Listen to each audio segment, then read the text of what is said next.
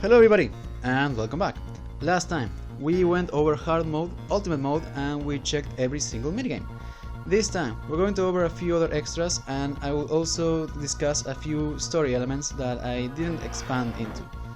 So first of all, I would like to talk about the mod cards. In case you don't know, they were a set of 80 cards that were exclusive to Japan, that if used alongside the card e-reader plus, they would change the game in a few different ways. Most of these changes were simply cosmetic, such as for example having Andrew here appear younger, though some of the changes also had gameplay effects, such as increasing the damage of some of your weapons.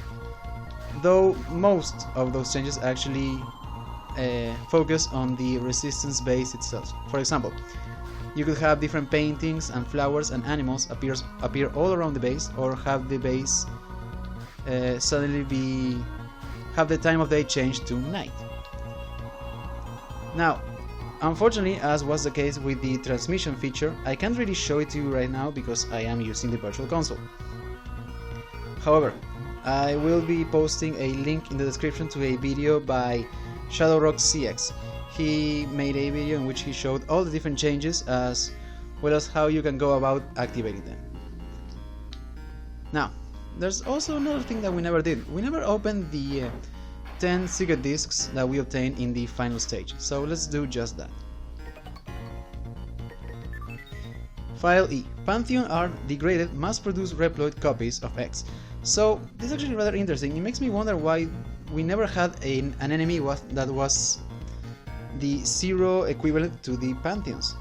It would have been rather interesting to fight a bunch of weaker looking zeros or something like that.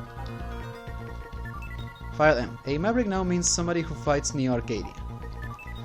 The Sigma virus turned Reploids into Mavericks. I believe this is the first and only time the name Sigma is even uttered in the Zero series.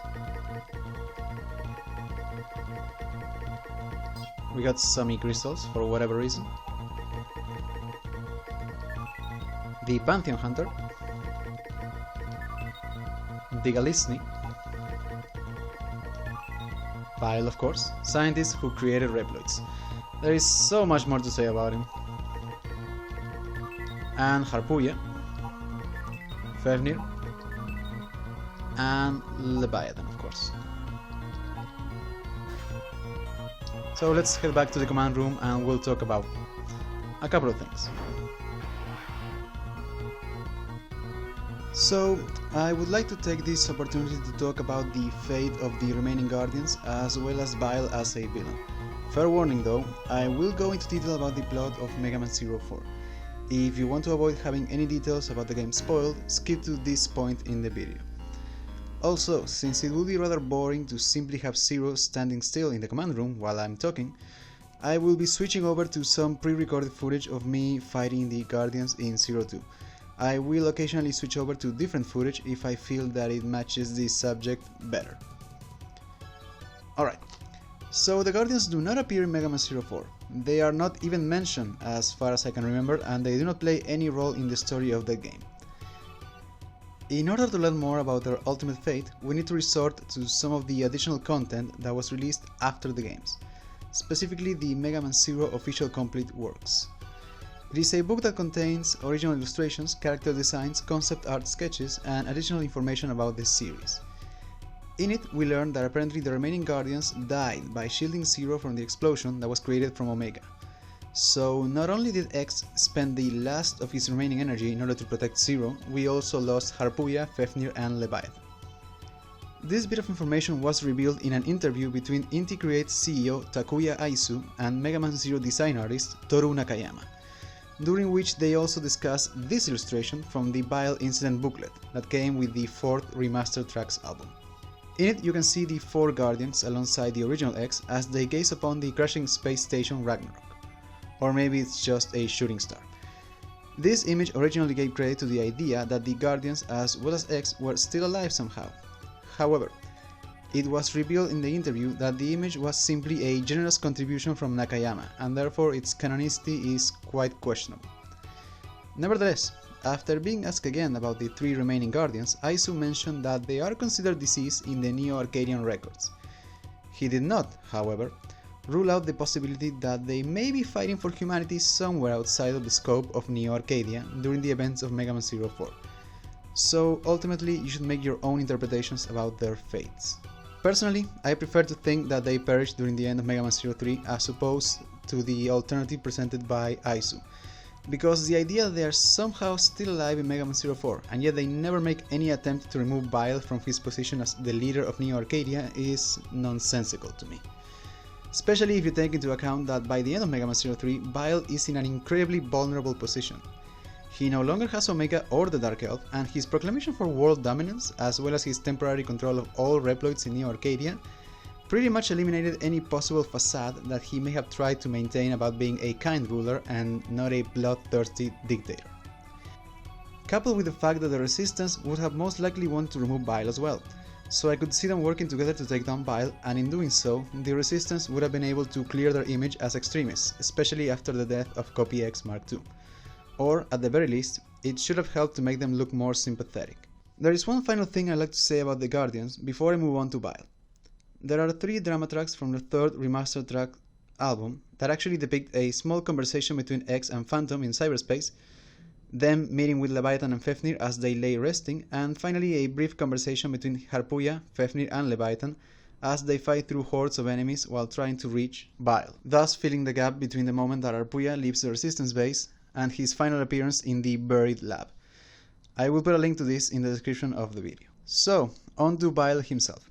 I did like having him as a villain in Zero 3. Watching him manipulate Copy X while also clashing with and undermining Harpuya was quite entertaining, and really helped to make him come off as a cunning and effective villain, culminating in him gaining control of Neo Arcadia and his use of the Dark Elf and Omega to temporarily enslave every Reploid on the planet, including the Resistance members, that is to say, prior to X's intervention. He always seemed to be one step ahead of everybody, and was able to take advantage of the Resistance and Copy X in order to further his own goals, and having him relish his victory over humans and Reploids so much certainly made him memorable due to his overly dramatic proclamation of conquest. That being said, I wish he was not the villain of the 4th installment of the series. I would have much preferred it if he had perished by the end of Zero 3, maybe in that same explosion that took out the remaining Guardians. I have a few reasons for this. I already talked about how he could have been dealt with by the end of 3, even if he hadn't been killed by the explosion, so I will not be repeating myself.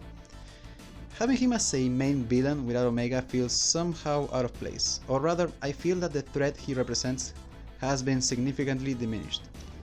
And even though you could argue that maybe he tried to and could not figure out a way to recreate Omega, or that doing so would make for a boring game by simply repeating the plot of 3, you still have the issue of the Mother Elf. By the end of 3, she is finally released from his curse, and she flies off into the distance.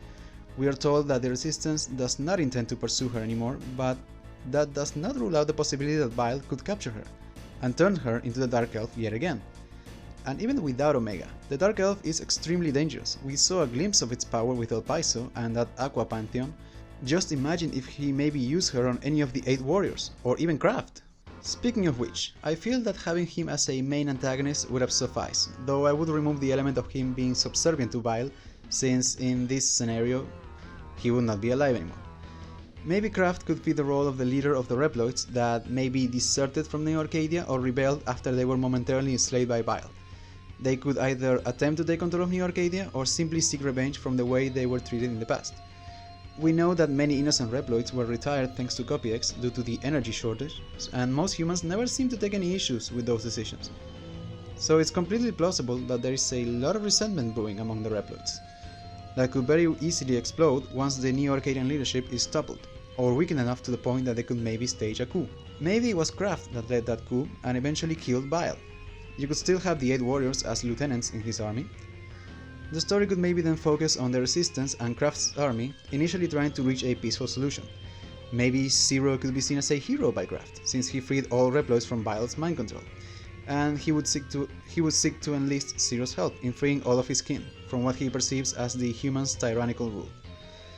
The drama would then come from the Resistance, or CL specifically, seeking to find some common ground between humans and Reploids, whereas Kraft's army would reject the idea of living with humans, after years of feeling like they were nothing more than tools to them. Kraft could at first seem reluctant to work with humans, while still willing to accept that some humans, such as Ciel and Niche, do have good intentions. However, he is forced to take a strong stance against humans in order to appease some of the most radical members of his army. Maybe some of his lieutenants carry so much hate toward humans that confrontations are inevitable, thus forcing you to take out the 8 warriors. Though maybe instead of them exploding after you beat them, the game could try to imply that Zero is intentionally avoiding any fatal wounds, in the hopes of not adding any casualties, and trying to keep tensions between the resistance and the army as low as possible.